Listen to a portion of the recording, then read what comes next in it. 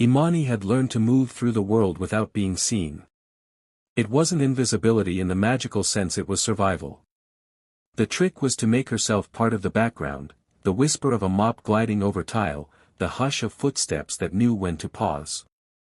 Each morning before the city stretched awake, she rode the first bus to the glass tower that scraped the clouds and called itself Vale Industries.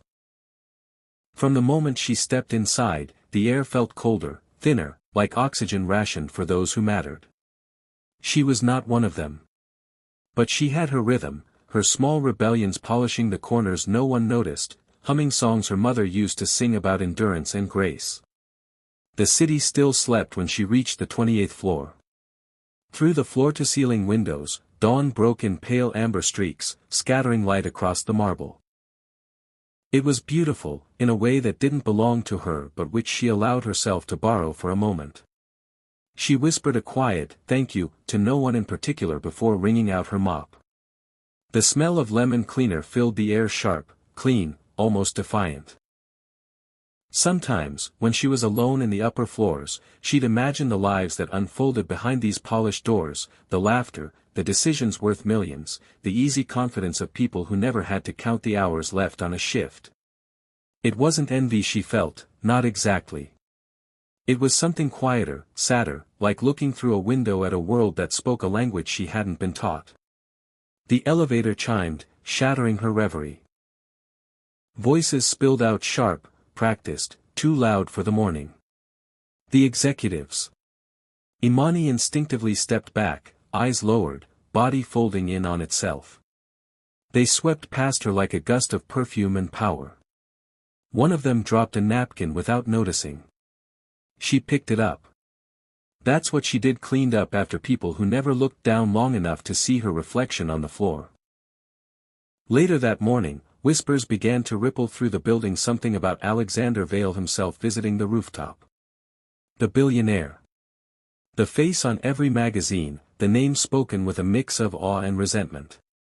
Imani had never met him, though she knew his habits by proxy, the imported cigars, the polished Italian shoes that left faint scuffs she buffed away. The staff said he was brilliant, ruthless, the kind of man who believed the world bent to his will. By noon, the building pulsed with nervous energy. The rooftop had been transformed into a stage, music, cameras, a gleaming white helicopter gleaming like a jewel. Imani had been sent to tidy up the floors leading to the event, her mop and bucket tucked discreetly behind a service door. From the shadows of the stairwell, she could see the crowd gathering. Laughter sparkled through the air, brittle and expensive. Alexander Vale stood at the center, every inch the myth they'd built of him. Tailored suit, sun catching in his hair, confidence like armor. He was charming the reporters, tossing off jokes that drew indulgent laughter. But his eyes were restless, searching for something he couldn't name. When one journalist asked about the helicopter, he grinned, glancing over the polished machine. "It's not that complicated," he said. "Even the janitor downstairs could fly it if she tried hard enough." The crowd laughed. Imani froze in the stairwell, the word janitor slicing through her like glass. She could feel the weight of it, how easily people like him could turn her existence into entertainment. Someone egged him on. "Why don't you find one, Alex?" His smile sharpened. He turned toward the stairwell, his gaze catching movement in the shadows. Their eyes met for the first time, hers steady, his amused. "You there," he called. "Think you can fly this? I'll marry you if you can." The laughter that followed was cruel and effortless. The cameras caught everything. Imani didn't move at first. The air was thin up here, the kind that made people forget others needed to breathe too. She could have looked away, could have pretended she hadn't heard. But something in her spine straightened instead. She stepped forward, her voice carrying clearly through the hum of wind and engines. "You shouldn't make promises you don't understand," she said. The laughter stumbled, fell apart. For a heartbeat, no one spoke. Alexander's grin flickered, not quite gone but not whole either. The moment stretched, sharp and strange, before she turned and walked back down the stairs. She didn't rush. Each step was deliberate, measuring the slow reclaiming of a dignity they hadn't expected her to have. Down in the maintenance corridor, she set her mop aside, pressing her palm to her chest where her heartbeat thudded like a drum. She didn't feel humiliated. She felt awake, burning with something fierce and wordless. On the rooftop, Alexander tried to laugh it off, but the sound rang hollow. Cameras moved on, conversation shifted, yet his thoughts snagged on the janitor's eyes, the calm, unwavering defiance in them. He had mocked her to feel powerful, but it was her silence, not his words, that lingered. That night, long after the party ended, the rooftop lights reflected off the helicopter's sleek shell like a mirror. Two worlds, one made of glass and the other of grit, had collided for only a breath, but neither would forget. The city, unaware, pulsed below, while somewhere between its heights and depths, a story had already begun to take shape, one that would unravel the illusions both of them had built to survive. The wind on the rooftop whipped the laughter into fragments. Imani stood at the edge of it all, heart pounding in a rhythm that felt too loud for her body. The helicopter's silver shell gleamed behind Alexander Vale like a monument to everything untouchable. The crowd still chuckled from his cruel dare, but their amusement sounded distant, now muffled, unreal. She could taste the sharp tang of metal in the air, the scent of jet fuel and champagne twisting together. For one fragile second, no one moved. Then she turned to face him fully, her expression calm in a way that made the air feel strange. "You shouldn't make promises you don't understand," she said again, softer this time, almost like a prayer. Something in her tone silenced the noise. Even the wind seemed to hesitate. Alexander's grin faltered. He wasn't used to being looked at like that without awe or fear. The moment stretched, taut and trembling, before someone forced a laugh to break it. He turned away first, clearing his throat, pretending the exchange meant nothing. But as she descended the stairs, he felt the weight of her absence, like a door closing in his chest. The party resumed, but the ease had gone out of it. He raised a glass, made another polished joke, yet his laughter sounded foreign to his own ears.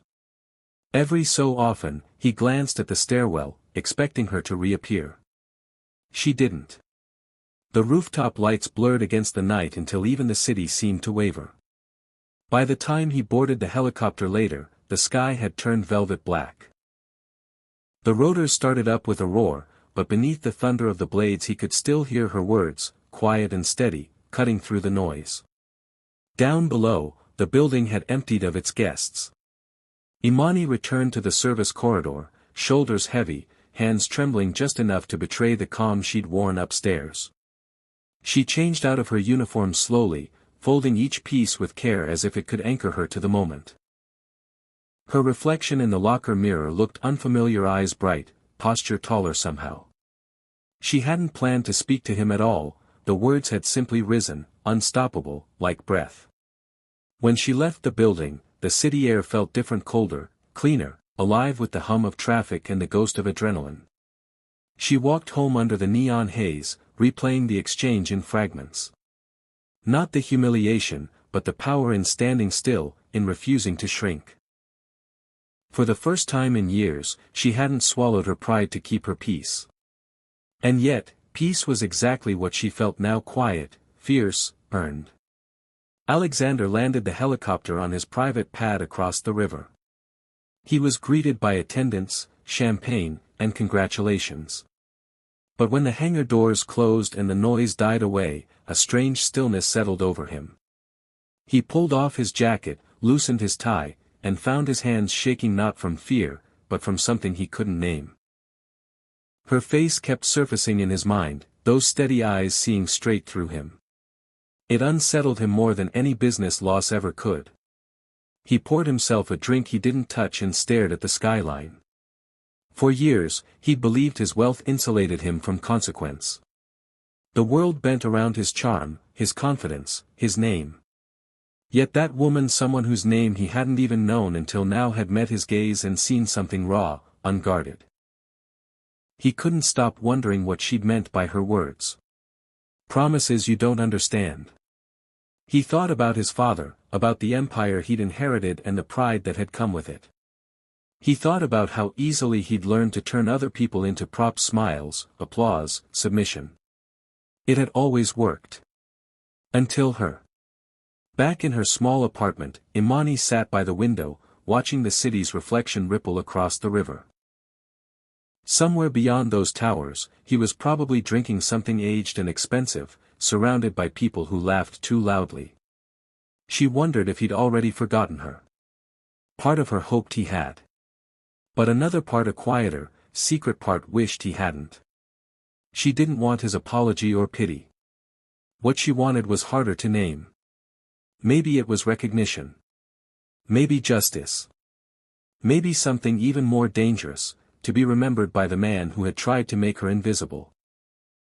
The night thinned toward morning, and in two separate rooms divided by class and silence, neither of them could sleep. He, haunted by a voice that had cut through his illusion; she, replaying a moment that had cracked open a lifetime of quiet endurance. Something had shifted, small but irreversible. The dare meant to humiliate her had become a mirror, forcing them both to see what they were hiding from. And though neither could explain it yet, both sensed it, an invisible thread pulling them back toward each other, born not from kindness or cruelty, but from truth. The morning came with the weight of silence. The city looked like the same towers glittering, cars streaming through gray streets, but for both of them, something beneath the surface had changed. Alexander Vale stood before a wall of glass in his office, watching the world move below, and for once, it didn't feel like his. He should have been thinking about the quarterly deal, the board's endless demands, the perfect smile he was expected to wear at the next gala. Instead, he was thinking about a janitor's voice, soft, steady, unforgiving, and the way she had stripped the laughter from a crowd with one sentence. He had told himself it was nothing. A misunderstanding. But the thought kept circling him like a restless hawk. He didn't like the feeling; it was too human, too uncertain. So, he buried himself in work. Meetings. Numbers. Distractions. Every time his assistant mentioned that rooftop moment, he dismissed it with a smirk. But when he caught his own reflection in the window, the mask of arrogance seemed thinner, cracked by something he couldn't yet admit was guilt. Imani, meanwhile, tried to settle back into her rhythm. The mop. The hum of fluorescent lights. The quiet ritual of cleaning spaces built for people who never saw her. But the silence now held echoes. Each floor she scrubbed reminded her of that rooftop, how exposed she'd felt, how alive. The memory unsettled her, not because of the humiliation, but because of the strange stillness that had followed, as if something inside her had broken open and was refusing to close. The building buzzed with talk she pretended not to hear. Executives whispered about Alexander's momentary lapse, about his off-brand joke. None of them mentioned her by name, but she felt their eyes on her, curious, wary, sometimes pitying. It was a new kind of invisibility, sharper than before. When she passed the elevator that led to the executive floors, she hesitated for the briefest second, then kept walking. Some part of her wanted to confront him again. Another part knew that power didn't yield easily. That afternoon, the universe forced their collision. She was mopping the marble near the private elevator when the doors opened with a soft chime. He stepped out, phone pressed to his ear, voice clipped. His gaze caught her mid-sentence, and for a moment, the words died in his throat. Imani, he said. Her name still sounded strange in his mouth, careful, as if he were afraid to bruise it. Mr. Vale. Her tone was polite, even, but her eyes didn't lower this time. He ended his call and stood awkwardly, one hand buried in his pocket. You shouldn't be cleaning this floor, he said. I thought. You thought I'd disappear, she finished. But the floors don't clean themselves. There was no anger in her voice, only truth. He shifted, uncomfortable.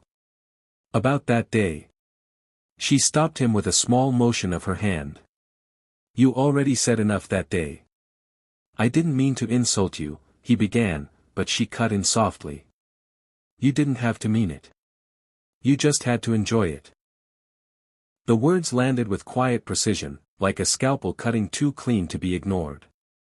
He wanted to explain, to tell her he wasn't like that, not really. But the lie wouldn't come. Because maybe he was. Maybe the joke had been a mirror, and he was only now seeing what it reflected. I don't expect forgiveness, he said finally. Can I make it right somehow? She studied him, head tilted slightly, as if trying to decide whether he was capable of understanding what right even meant. Can you undo what you were trying to prove? She asked. Can you unlearn the part of you that needed to make me small to feel tall? He had no answer. They stood there in silence, two people divided by a lifetime of walls neither had built alone. The elevator doors slid closed behind him, leaving them cocooned in the echoing corridor. He felt the weight of her words pressing against the air. She looked past him, toward the view of the city below, and said quietly, "You can't fix something you don't feel." He turned and left without another word. That night, rain streaked the glass of his penthouse windows. He couldn't focus on the contracts spread before him. The memory of her calmness, her clarity, wouldn't let him rest. He thought about calling her, about apologizing again, but the thought felt selfish, like trying to wash his own guilt in her forgiveness. So instead, he poured another drink and let the storm outside mirror the one inside his chest. Imani walked home through the same rain, her umbrella broken, her uniform damp. The city lights shimmered in puddles like fragments of another world. She wasn't sure what she wanted anymore. Part of her wished she'd never answered him on that rooftop. Another part that had lived too long in silence knew she couldn't have done anything else. Speaking had cost her something, yes, but it had also given her a kind of freedom she didn't yet know how to carry. Both of them lay awake that night, two restless souls tethered by a moment neither could undo. He wrestled with the truth that power meant nothing without integrity. She wrestled with the fear that her voice, once found, might only bring more pain. And though they would both try to retreat into their old selves, the billionaire and the janitor, their walls had already cracked. Something unnamed was seeping through, quiet as dawn, certain as consequence. The storm that had haunted the city through the night hadn't passed by morning, it had only changed form. The clouds hung low, gray and swollen, pressing against the skyline like a weight. Inside Vale Industries, the day began with chaos. The building's central systems had failed overnight, leaks, flooding in 2 sublevels, and electrical outages that left half the elevators dead. Executives grumbled about inconvenience. For Imani, it was another day of cleanup. For Alexander, it was the first time in years he was forced to share the same air with people whose names he usually never learned. By noon, the lower floors smelled of damp plaster and ozone. Imani moved quickly, wringing out her mop, her boots slipping on the slick tile. Water dripped from a burst ceiling pipe, forming small rivers that snaked toward the stairwell. The maintenance team was stretched thin. Half the janitorial crew couldn't reach the building because of flooded streets. That was how she ended up in the executive sublevel, the place she rarely saw except through the reflection of polished floors. The elevator nearest the lobby had been shut down for safety. Only one remained in service, the private lift that connected the executive offices to the parking garage. A supervisor called out, "Vale's coming down, he wants the area cleared." Imani nodded, but before she could gather her things, the doors slid open and he stepped out. He looked different, less untouchable. His usual perfection had frayed, no tie, sleeves rolled to his elbows, hair damp from the rain. For once, he didn't seem like an icon carved from marble but like a man who hadn't slept. The storm outside mirrored the one in his expression. "You should stay clear," he said, scanning the flooded corridor. "So should you," she answered, wringing her mop again. "Water doesn't care who signs the paychecks." A faint smile ghosted across his lips, the first real one she'd seen. He rolled up his trousers and stepped into the shallow water. "I'll have the engineers fix this by tonight. I'll believe it when I see it."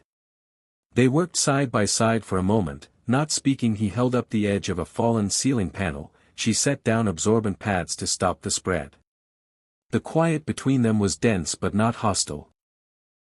It was something else, an awareness neither could name. When the power flickered again, the lights went out completely. The hum of electricity died, and the hallway plunged into near darkness. For a moment, only the sound of dripping water filled the air. "Backup generator should have kicked in," he muttered. "It's probably flooded too," she said, her voice calm in the dark. "The stairwell's safer. Follow me." He hesitated, unused to following anyone. But her voice carried a quiet authority that cut through his instinct to lead.